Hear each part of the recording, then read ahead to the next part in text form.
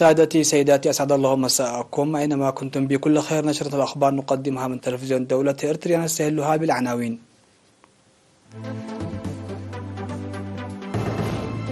إصابة مواطن واحد بفيروس كورونا اليوم.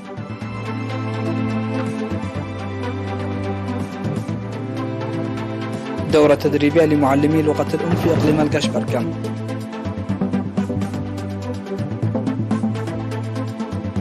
دعوة لتعزيز العلاقة مع المؤسسات التعليمية في كرن.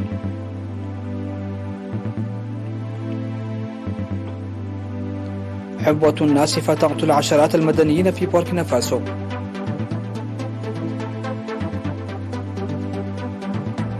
تنظيم الدولة الإسلامية يعلن المسؤولية عن تفجير انتحاري أمام السفارة الروسية بكابل. وبوتين يحاضر مناورات عسكرية بمشاركة قوات صينية. أهلا بكم إلى تفاصيل النشرة. أعلنت وزارة الصحة بأن الفحوصات المخبرية التي أجريت في الإقليم الأوسط اليوم قد أظهرت إصابة مواطن واحد من دفر بفيروس كورونا. في غضون ذلك شفي مريض كورونا واحد في الإقليم الأوسط، وبهذا بلغ عدد المصابين بفيروس كورونا في البلاد حتى الآن 10,158، شفي منهم 10,051 وتوفي 103 مريضا، فيما يتلقى 4 مرضى الرعاية الصحية في المستشفيات وزارة الصحة 6 سبتمبر 2022. نظم مكتب التعليم في إقليم القشبركة دورة تدريبية لمعلمي لغة الأم من مديريات فورت الساوى وسلعة وكركبة وأعالي القاش. وأوضح مسؤول التعليم في الإقليم الأستاذ محمد علي إبراهيم في ختام الدورة التدريبية المنتظمة في 4 سبتمبر، أوضح بأن التدريب المقدم ل 31 معلما في لغات البدايات والتجري والساهو هدفه إلى رفع القدرات التعليمية. وقال مدير مدرسة فورت الساوى الداخلية الأستاذ محمد جمع أن دورات تدريبية مماثلة كانت قد نظمت من قبل وساهمت في تحسين أداء المعلمين. ودعا مدير مديرية فورت الساوى السيد أبو بكر محمود إلى توظيف التدريب المقدم لفائدة طلاب المناطق النائية. وأكد المعلمون بأن التدريب يدعم معرفتهم وتجربتهم منادين العمل المنسق لتخفيف مصاعب التعليم. دعا الاجتماع التقييمي للعملية التعليمية المنعقد في مديرية كرن، دعا إدارات الضواحي لتقوية العلاقة مع المؤسسات التعليمية بهدف تخفيف مصاعب المدارس والتعرف على أوضاع الطلاب. وبحث الاجتماع الذي عقد في 6 سبتمبر بحضور المديرون والمشرفون التربويون ولجان الآباء وإدارة المدينة والمديرية وشركاء العمل بحث كفاءة الطلاب وأوضاع المعلمين والإدارة. وقدم مسؤول التعليم في المديرية الأستاذ يوسف عباس اللاسي تقييما شاملا عن العام الدراسي 2021-2022 مع التحديات. وقال مدير مدينة كرن السيد رزانير أي أنه ستجري متابعة ومراقبة مباشرة لإحداث تغيير نوعي في مؤسسات الخدمات عامة والمدارس خاصة. وأوضح مسؤول التعليم في إقليم عنسب الأستاذ كفلي عند مكيل أن المواطن المؤهل أساس وجود وازدهار الوطن، داعيا المدارس لتحديد مصاعبها والعمل المشترك مع المجتمع وأولياء الأمور ووضع وتنفيذ برامج العمل المشترك. تلقى 202 شابا من مديريات الإقليم الجنوبي دورة تأهيلية في من دفر حول العلوم الاجتماعية نظمها الاتحاد الوطني للشباب والطلبة فرع الإقليم الجنوبي، امتدت لفترة أسبوع واحد. تضمنت تأهيل الخلفية التاريخية للاتحاد الوطني للشباب والطلبة والميثاق الوطني وأهمية الكادر ومضمون السياسة والفكر والشباب والخدمة الوطنية والشباب والاقتصاد والشباب وتقنية المعلومات. وأوضح مسؤول الفرع السيد قرماي قبرو في ختام الدورة التأهيلية أهمية وآنية التأهيل، داعيا المشاركين في الدورة لنقل المعرفة المكتسبة إلى نظرائهم وتعزيز دورهم لتوجيه الشباب وتنشئتهم بالقيم والمعنويات وتطوير هواياتهم. ودعا حاكم الإقليم الجنوبي السيد هبتاب تسفاسيون الشباب لتخاطي التحديات بالصبر والمثابرة، مشيدا بجهود الاتحاد الوطني للشباب والطلبة. تسببت الأمطار المصحوبة بالثلوج في ضاحية حارات في مديرية عد غيح بأضرار في المزروعات. وذكر مدير ضاحية حارات السيد سلطان أنقصوم تضرر 40 هكتار من المزارع جراء الأمطار المصحوبة بالثلوج التي هطلت في 4 سبتمبر الجاري. فاصل ومن ثم نوافيكم بالأنبار الصعيد العالمي.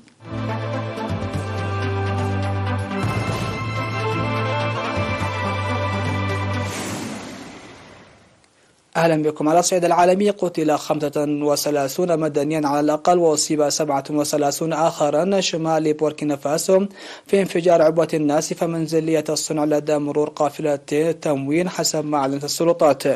وقال حاكم منطقة الساحل حيث وقع الهجوم في بيان أن القافلة كانت تمر على الطريق بين مدينتي جيجيبو وبور زانغا، وإحدى المركبات التي كانت في القافلة المذكورة كانت تقل مدنيين وقد انفجرت عند مرورها فوق عبوة ناسفة منزلية الصنع. وهذه القوافل التي تسير بمواكبة من الجيش تزود بالمؤن مدن شمال البلاد التي تحاصرها جماعات جهادية مسلحة. وفي الأسابيع الأخيرة دمرت جماعات متشددة بالديناميت مواقع تقع على الطرق الرئيسية المؤدية إلى مدينتين رئيسيتين في شمال بوركينا فاسو وهي دوري وديجيبو في محاولة لعزلهما.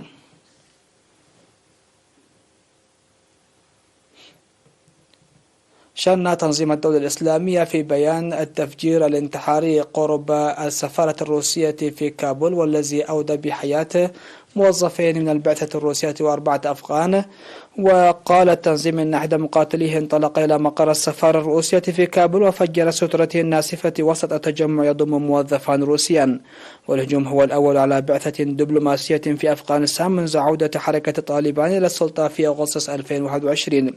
وكما حدث بعد الهجمات التي وقعت مؤخرا سارعت قوات أمنية إلى تطويق المنطقة ومنعت وسائل الإعلام من التصوير في محيط الموقع.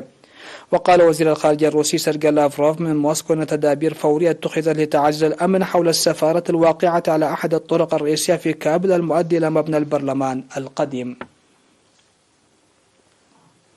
حضر الرئيس الروسي فلاديمير بوتين مناورات عسكرية واسعة النطاق تشارك فيها الصين وعدة دول أخرى تعتبر صديقة لروسيا وفق ما أفاد الناطق باسم الكرملين ديمتري بيسكوف ووكالات أخبار محلية. ونقل عن بيسكوف قوله أن بوتين يعقد اجتماعا مع وزير الدفاع سيرجي شويغو ورئيس الأركان الروسي فاليري غراسيموف في ميدان سيرجيفسك العسكري، ويمكن أن يتابع المرحلة الأخيرة من التدريبات العسكرية لاحقا. وانطلقت المناورات في ستوك 2022 في الأول من سبتمبر، ومن المقرر أن تستمر حتى 7 منه في مواقع مختلفة في الشرق الأوسط الروسي وقبالة السواحل الروسية الشرقية. وسيشارك في التدريبات أكثر من 50,000 جندي و5,000 وحدة من المعدات العسكرية بما في ذلك 140 طائرة و60 سفينة بحسب موسكو. وتشمل الدول المشاركة عددا من البلدان المجاورة لروسيا بالإضافة إلى سوريا والهند والصين.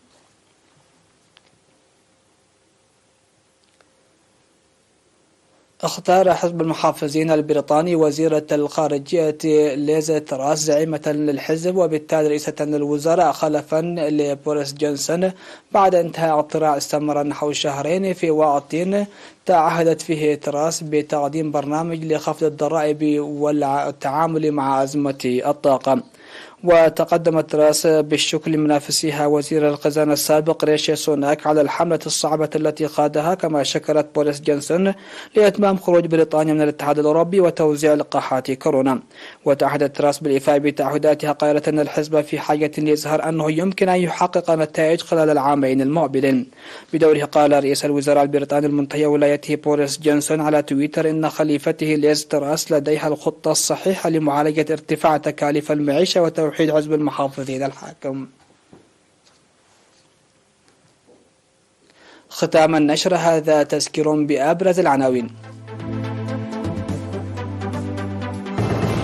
إصابة مواطن واحد بفيروس كورونا اليوم.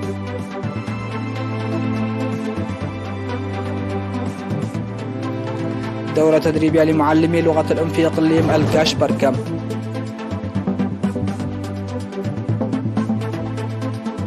دعوة لتعزيز العلاقة مع المؤسسات التعليمية في كرن.